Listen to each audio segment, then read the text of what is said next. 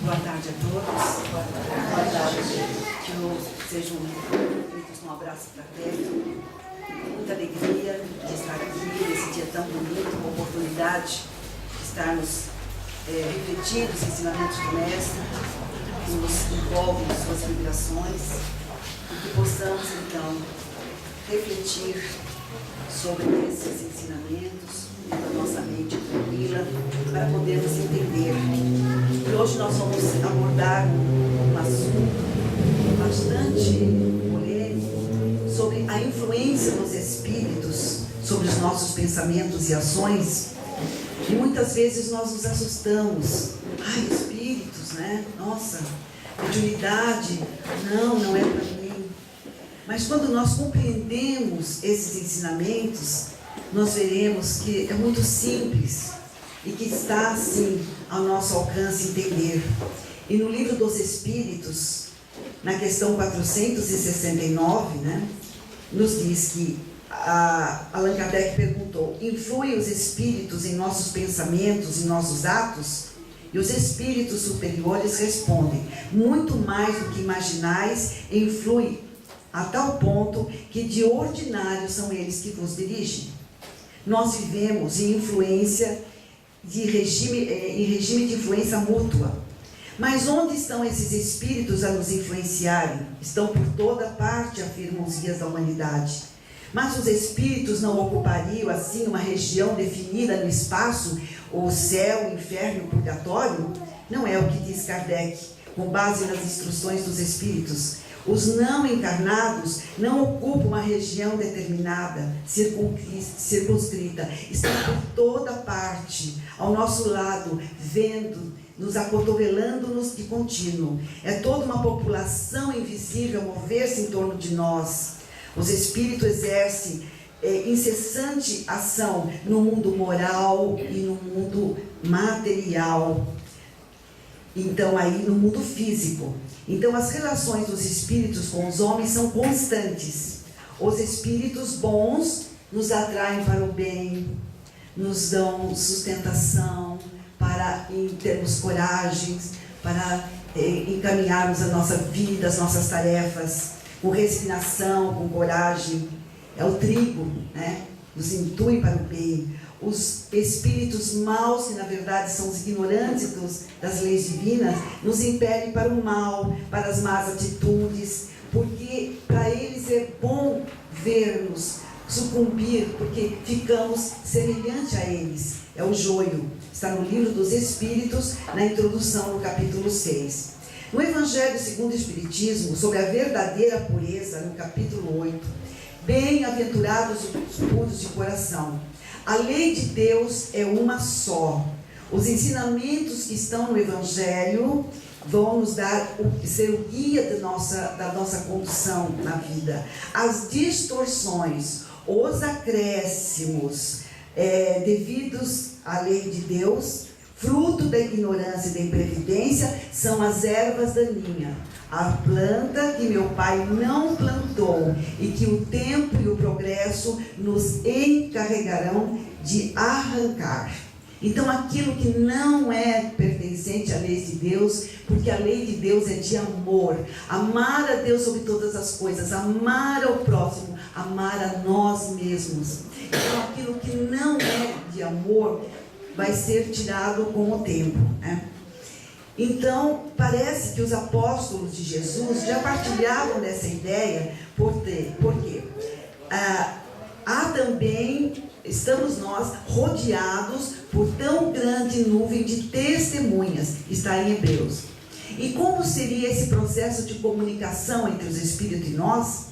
A explicação constante no Livro dos Espíritos, na questão 282, é que são feito através, a comunicação é telepática. Nós tanto influenciamos como somos influenciados. Os pensamentos alheios nos chegam com intuição e sugestão. Nós influenciamos as pessoas, encarnados e desencarnados, e somos influenciados também por pessoas, né? Quando a sugestão é ruim, provém de um espírito que não é bom. está no livro dos Médiuns, quando é boa, provém de um amigo espiritual. E essas informações se contrabalançam, porque nós temos a possibilidade de escolher. Nós temos um livre-arbítrio, porque é sempre segundo as nossas próprias inclinações íntimas. Questão 466. Então, olha, Emmanuel nos dá assim uma importante informação, orientação, no capítulo 16 do livro Pão Nosso. Toda criatura obedece a alguém ou alguma coisa, e que ninguém permanece sem objetivo. Desejou, pensou, atraiu, seja lá o que for e para que for. Se não somos submissos a determinações divinas, a exemplo de Jesus, que ele diz, não procuro a minha vontade, mas a vontade daquele que me enviou, está em João capítulo 5, fatalmente caímos nas malhas do mal, e a ele nos associamos e nos influenciamos. Por isso é saudável nós perguntarmos sempre, a cada ação, a quem nós estamos obedecendo, a quem nós estamos atendendo, porque se não estamos atendendo ao que está no Evangelho, aos desígnios do amor, nós estamos atendendo a outra situação, Então, aí nós podemos, com os ensinamentos do Mestre, quebrar a escravidão. O que é essa escravidão, A escravidão é um domínio. Então, refere-se aos ensinamentos que não libertam. Quando nós buscamos os ensinamentos que libertam, nos libertar do quê? Dessas constantes reencarnações, com ciclos, com baixo teor espiritual. Porque se nós não nos esforçamos para caminhar nessa decisão de fazermos o bem, a começar para nós mesmos, nós estaremos sempre em outra reencarnação, tendo que aprender o que deveríamos ter aprendido nessa e ainda não conseguimos. Então, são esses círculos reencarnatórios constantes, Então, onde nós ajuntamos tesouros que a imprudência desfaz e os fios escuros das paixões em que nós vamos permanecendo à maneira de aranha encarcerada na própria teia. Está na mensagem Fonte Viva de Emmanuel.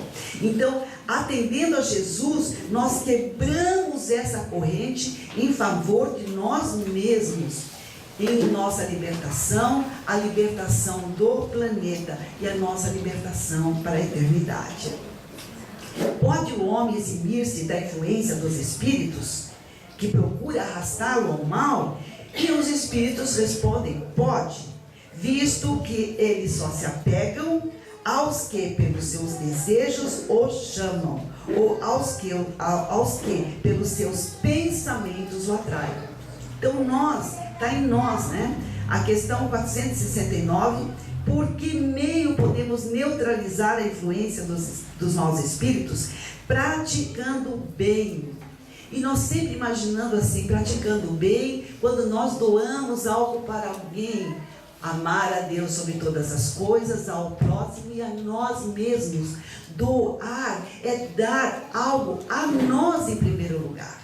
Atenção na busca do conhecimento, do nosso amor, da nossa estima, quando nós amamos a nós, amamos o outro e a Deus.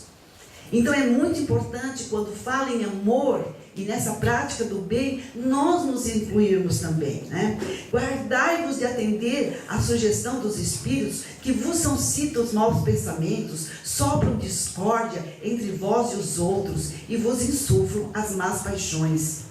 Então, na verdade, nós somos espíritos encarnados, também tem os desencarnados, e a que assuntos nós apreciamos?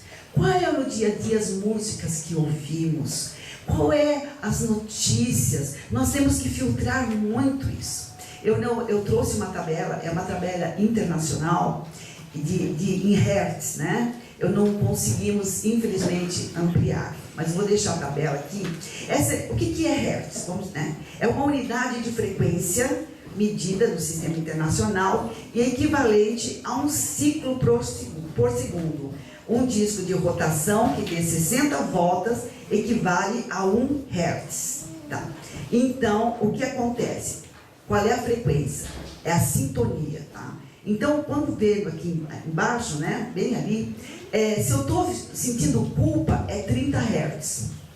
Se eu estou com dor, mágoa, 75 Hz. Apatia, que eu não consigo fazer nada, 50 Hz, tá? Mas para eu começar a vibrar no amor, 500 Hz. Para eu chegar nessa alegria, 540 Hz. Para eu chegar na paz, 600 Hz. E quando nós ouvimos muito, eu sempre li muito isso, nós temos que melhorar o pensamento.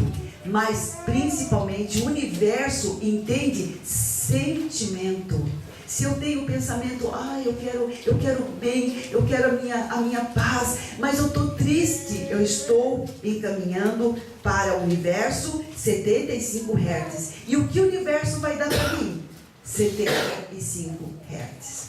Nossa, eu cheguei a esse estudo porque a doutora Márcia Colella, da Universidade Federal do Rio de Janeiro, uma oncobióloga, e ela está fazendo um estudo com um maestro que justamente na quinta sinfonia de Beethoven, que é em 528 Hz, ela submeteu células cancerosas de mama. E essas células simplesmente reduziram, desapareceram. Então, uma música vibrando 528 Hz, ela equilibra os chakras. Também a nona sinfonia de Beethoven. Olha só, para tratamentos alternativos, a música ajudando. Mas ela está vibrando em 500 Hz. Músicas em 430 Hz. Então, essas músicas que nós ouvimos muitas vezes, sente que fala de desejos, essas coisas, nós estamos cantando 125 Hz. Então, o que nós vamos atrair? Então, vamos ver aqui, que eu vou mais ou menos explicar, a partir do sentimento de pesar, de medo, nós contraímos. A partir do que eu começo a sentir raiva, orgulho, coragem, neutralidade, disposição, aceitação, razão em 400 Hz é neutro. Eu só vou expandir no amor, alegria, paz em 500 Hz. Eu acho que essa é um estudo muito importante, né? Porque nós estamos sintonizando tanto na espiritualidade como essa energia, né? Que energia eu estou jogando, que energia eu passo para as pessoas, quantos hertz eu estou passando. Quando eu comecei essa tabela, porque eu vou passando, quando eu aumento a minha frequência, eu aumento a frequência de todos, e assim, porque é uma correspondência muito importante. Então, quando soubermos direcionar o nosso pensamento, sempre no sentido dessa prática do bem, cultivando pensamentos de fraternidade, amor a Deus, amor a nós, amor ao próximo, né? Respeito a nós e ao próximo, vamos aprimorando cada vez mais, intelectual e moralmente, e estaremos então com essa lei de afinidade que rege o relacionamento entre os espíritos encarnados e desencarnados, e atraindo junto de nós os nossos mentores, que tentam o tempo inteiro se comunicar conosco e muitas vezes não conseguem. São esses irmãos superiores que precisam de nós para podermos também, junto com eles, trabalharmos a melhoria do planeta, né? Então, por essa razão, essa realidade que Jesus asseverou em seu Evangelho: vigiai e orai para não cairdes em tentação. Então, sabemos que os espíritos, eles se comunicam pela onda do sentimento e pelo pensamento de natureza eletromagnética, que se propaga pelo espaço, transportando imagens, movimentos, cores, e cuja frequência e radiação depende do grau de evolução intelectual e moral de cada um. No que eu estou vibrando, o universo, esses pacotes são lançados para o universo, né? Na forma de energia ou quanta. O espírito detecta uma onda de pensamento, decodifica na faculdade da mediunidade e assim age porque possui a mesma faixa de frequência vibratória daquele que a emitiu. Tem a mesma afinidade de pensamento, de sentimento em relação àquele tema específico. Então, o mecanismo, ele conhece o mecanismo de decodificação, que é a mediunidade. Uma aptidão, uma capacidade orgânica, ou seja, a capacidade de ouvir, ver, enxergar. Só que o espírito, ele não ouve como nós, ele não tem esse instrumento físico, ele ouve, vê de outra forma, né? Mas através da mediunidade é feita então a transmissão aos médiuns, que permite que outros seres desencarnados ou encarnados, também mergulhados na matéria, né, possam ter o entendimento. Mas por que existe a mediunidade?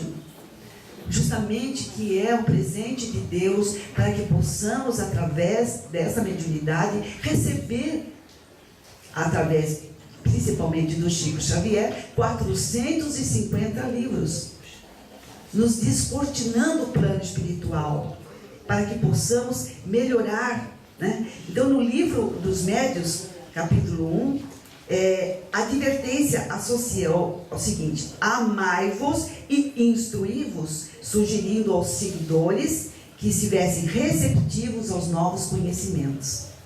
É por isso que tem tanto livro, tantas mensagens, para que nós nos instruímos. Precisamos nos instruir. Emmanuel orienta que a mediunidade é um talento do céu para serviço de renovação do mundo, uma lâmpada que nos cabe acender aproveitando o óleo da humildade e o combustível da boa vontade. Indispensável nutrir com ela a sublime lua do amor, a irradiar-se caridade e compreensão para todos que nos cercam. Então, um presente de Deus, e não devemos temer desviar de nos capacitarmos através do estudo, pesquisa e busca desse conhecimento sobre essa capacidade de sintonia para intercambiar com outras mentes encarnadas e desencarnadas, até porque estaremos adiando as nossas tarefas, que já vêm desde o nosso planejamento reencarnatório, na obra da educação, da cura, da orientação. Os irmãos espirituais precisam de nossas mãos para continuar essa obra. O médium é um instrumento a serviço da bondade divina, pode ser um instrumento afinado, consciente, atento, responsável, no aprendizado de doação, no estudo, procurando ser o que nós chamamos a mediunidade com Jesus. Ou então, desafinado, quando está ansioso, não tem o conhecimento e aflito, né? O que é a mediunidade com Jesus? É essa aqui que a gente estuda, né? É tanta coisa que às vezes, nossa, quanta coisa, mas eu tenho consciência e responsabilidade absoluta do que eu estou dizendo, do que a gente está falando. Um exemplo de uma mediunidade desavisada. Isso aconteceu a 800 quilômetros daqui, né? Uma pessoa amiga pede assim ajuda, apavorada, porque uma médium, né, muito conhecedora, passa a ela, que tem uma filha grávida, numa gravidez de risco, e diz o seguinte, que pode ser que a filha desencarne logo. Uma mediunidade com amor, com Jesus, dá uma informação dessa para uma pessoa, aí ela já está, claro, ela já está procurando um cardiologista, a filha não quer fazer o pré-natal. Então veja bem, né? Aí ainda bem que, vamos dizer assim, que eu estudo a mediunidade e não sei nada, né? A gente procura ajudar, que uma mediunidade com Jesus é de consolo, é de amor, de orientação, até porque Deus é que sabe, né? Nós temos que orientar. Então, será que só estuda a mediunidade quem vai ser médium? Não, mas eu não vou ser médium. Será? Não, todos nós somos médium, todos, né? Mas quando eu dou uma informação correta, quando eu dou um consolo para uma pessoa que está na rua, dentro de casa, um parente, eu já estou elaborando e servindo a Deus, né?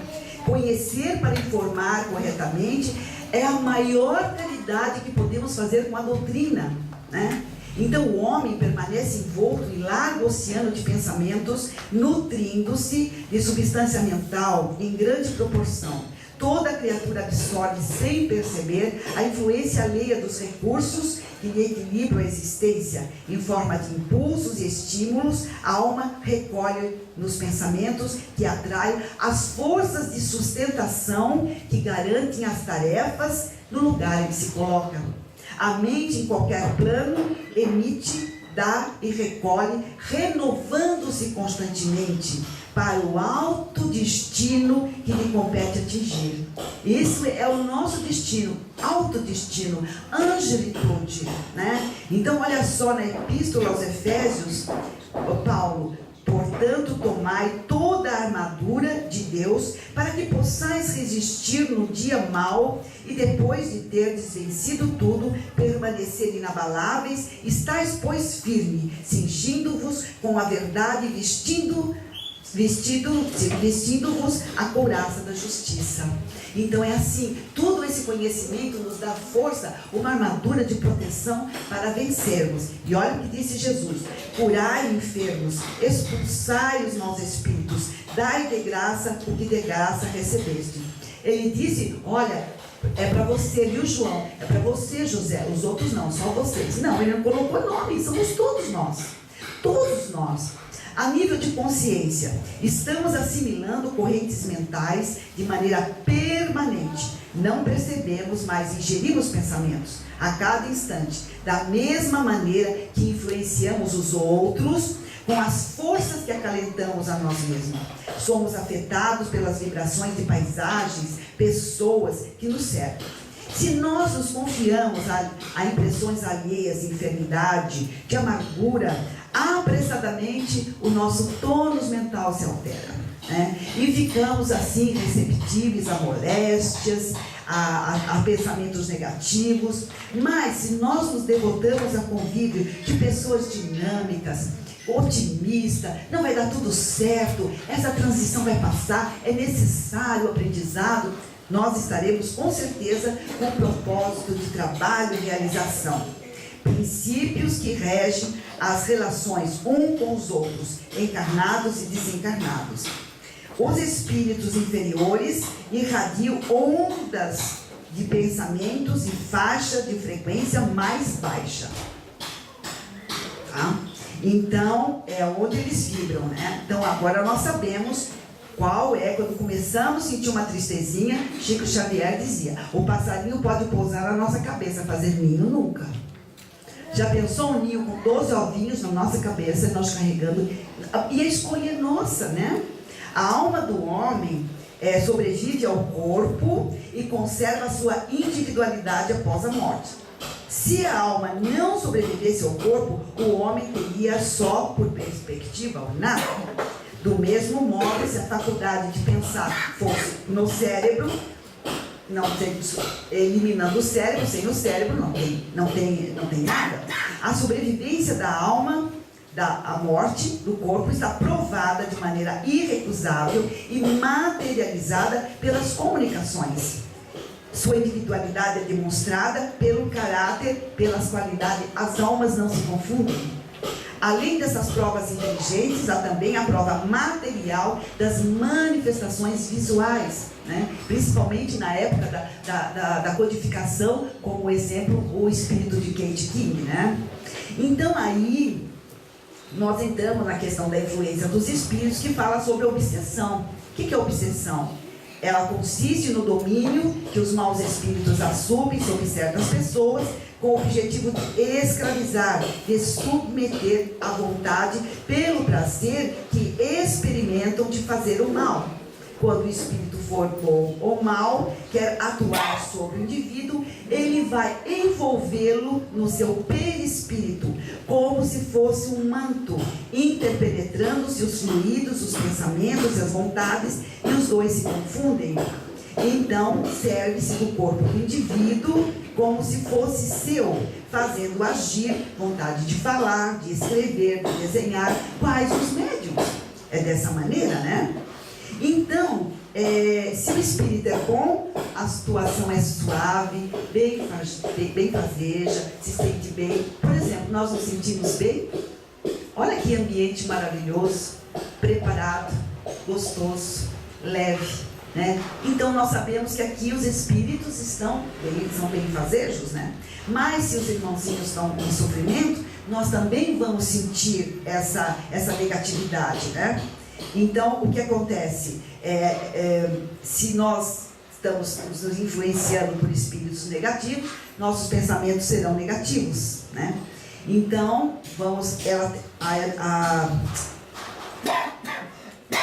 a influência dos espíritos, a obsessão, ela também tem graus, vai chegando até a subjugação, né? Agora, o que foi que fez que descobrisse aquela causa? A mediunidade. Então, a mediunidade, ela foi como um microscópio que revelou os infinitos seres menores. A mediunidade revelou, então, os espíritos, né? A obsessão simples é mais comum e frequente e poucas pessoas estão livres. Todos nós estamos sujeitos a ter obsessão. Mas esse tipo de obsessão, obsediado, permanece no pleno uso das suas faculdades mentais, conservando o discernimento. Ele sabe que está errado. Reconhece a sua conduta, muitas vezes bastante irregular, como os transtornos de comportamento, de ansiedade, de medo, solidão, relacionamentos sociais que levam a pensamentos repetitivos. Na observação de Allan Kardec, nas 3 últimas linhas do livro do Evangelho segundo o Espiritismo, a obsessão prolongada pode causar desordens patológicas, exigindo tratamento médico e atendimento espiritual, e a causa tendo sido afastada, ainda resta combater os efeitos. Quando ela vai se agravando, né? Porque toda depressão profunda, ela começa com uma tristezinha pequena. Então nós devemos ficar alertas, né? Então, pessoas que sofrem de bulimia, anorexia, transtorno compulsivo alimentar, dependência química e outros transtornos, né? Segundo o médico, são pessoas que precisam trabalhar a fé. São portas fáceis para espírito mal intencionado. Veja bem, elas estão abrindo essas portas, né?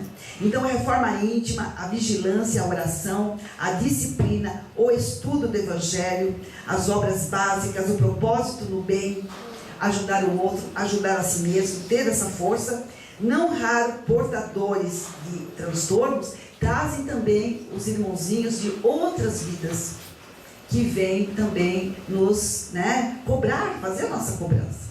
E além de tudo, nós temos também as nossas personalidades de outras vidas que também cobram o cuidado que necessitam de nós, né? Então, é o que o Espiritismo tem a nos dizer da dependência da internet.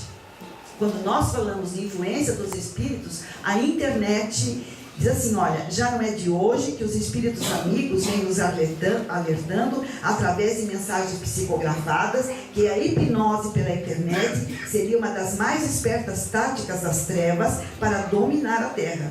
E eu sinto informar que eles estão conseguindo. Olha só, que influências nós estamos escolhendo, né? Eu vi uma coisa interessante, que nós aqui, quer dizer, os mais da faixa, né, mais de 50 anos, somos a última geração a fazer curso de computação. Porque os que já nascem não precisam. Eles já nascem aprendendo a consertar o computador. Então, veja só, eu estava ouvindo uma mãe que o filho dela, com 9 anos, já é hacker. Ele entra aonde ele quiser. Veja só a orientação que precisa. E joguinhos onde a gente pode sair para ir procurando Pokémon. Veja só como é sutil isso e perigoso, né? Então, olha só, tudo que promove o aumento do amor e da elevação da alma ajuda na construção e proteção espiritual, da saúde em todos os níveis de ascensão da alma humana. Todavia, tudo aquilo que gera vício provoca sentimentos animalizados ou desequilíbrio, gera a escravidão e os degraus da obsessão. Então, os cuidados com a educação. Olha, a doutrina espírita é maravilhosa. Ele tem evangelização para bebês. A coisa é tão séria, né? Então, uma pessoa, assim, se eu sou uma pessoa que eu tenho rancor, puxa, não perdoo, tenho mágoa. Quando desencarnar, eu não vou ser diferente. Eu vou levar comigo esses sentimentos. Se eu sou uma pessoa controladora, autoritária, na família, quando eu desencarnar, eu vou dessa mesma maneira. Se eu sou uma pessoa descompromissada, não tenho vontade de crescer, deixa para amanhã, depois eu faço, na ambição de vencer o comodismo, não tenho essa ambição, eu vou desencarnar, eu vou chegar no plano espiritual descompromissada. Se eu reclamo da vida, a culpa é sempre do outro, lamentando o tempo todo, quando desencarnar, eu vou chegar no plano espiritual lamentando.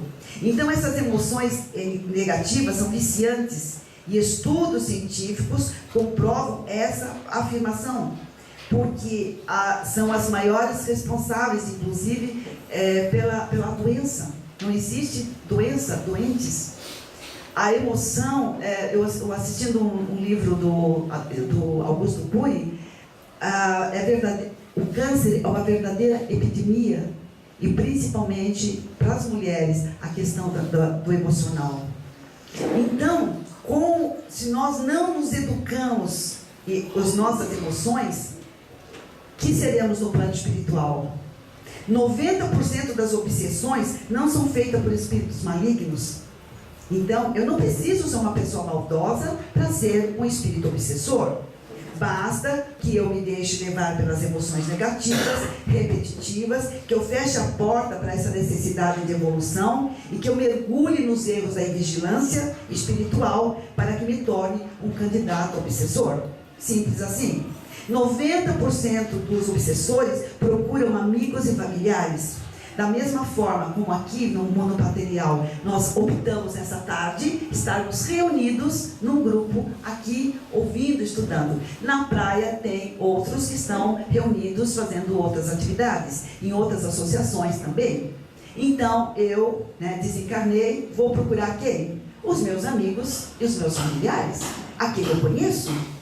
Então, as consequências, é importante evidenciar que o elemento de ligação entre o obsessor e o obsediado é o conjunto de emoções e sentimentos. Em outras palavras, o obsessor reconhece no obsediado uma ponte para que volte a experimentar os fluidos de determinadas sensações. Portanto, não existem vítimas, somente consequências de ações. E no Evangelho segundo o Espiritismo, terminando, no capítulo 28, item 81, assim como as doenças são resultado das imperfeições físicas que tornam o corpo acessível às influências perniciosas do exterior, a obsessão é sempre o resultado das imperfeições morais, que dá acesso ao mau espírito. A uma causa física se opõe uma força física, a uma causa moral se opõe uma causa moral. Então, a necessidade do obsediado precisa trabalhar a própria melhoria, trabalhar os seus sentimentos, as suas emoções, né? E sim, olha só, basta isso, não precisa de muita coisa não. É possível ele livrar-se, né? Antes de chegar, por exemplo, a um caso mais grave, né? E Emmanuel, no livro Pão Nosso, a mensagem resiste à tentação. Bem-aventurado o homem que sofre a tentação.